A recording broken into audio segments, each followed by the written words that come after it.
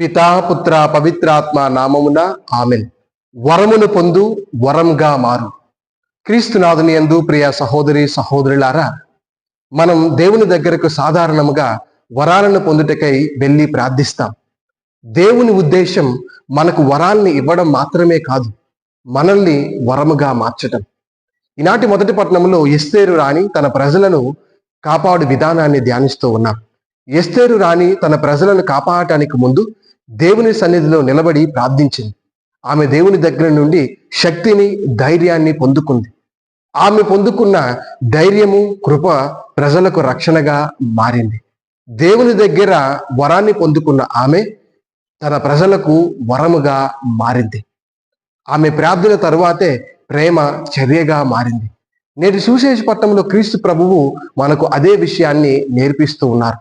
మొదటగా మీరు అడుగుడు మీకు ఇవ్వబడును, తట్టుడు మీకు తెరవబడును, వెతకుడు మీకు దొరకబడును అని ఆ దేవుణ్ణి మీరు ప్రార్థిస్తే తప్పకుండా దేవుడు మీకు దయచేస్తాడు అని మనకు తెలియచేస్తూ, ఇతరులు మీకు ఏమి చేయవలనని మీరు కోరుకుంటూ ఉన్నారో దానిని మీరు పరులకు చేయుడు అని దేవుని యొక్క ఉద్దేశాన్ని మనకు తెలియచేస్తూ ఉన్నారు.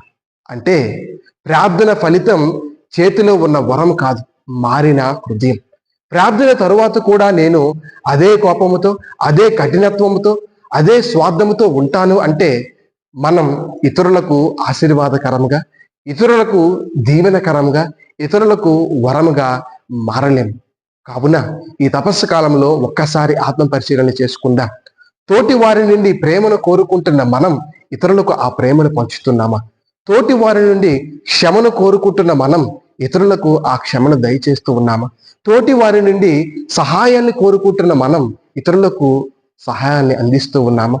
తోటి వారి నుండి మన జీవితాలకు మేలులు కోరుకుంటున్న మనం ఇతరుల జీవితాలకు మేలులు చేస్తూ ఉన్నామా అని ఒక్కసారి ఆత్మపరిశీలన చేసుకుంటూ ఈ తపస్సు కాలంలో దేవుని నుండి అనేకమైనటువంటి సకల అనుగ్రహాలను, వరాలను పొందుకుని తోటి వారి పట్ల శ్రద్ధ చూపిస్తూ వారి జీవితాలలో మేలులు చేయటానికి ప్రయత్నం చేసుకుందాం.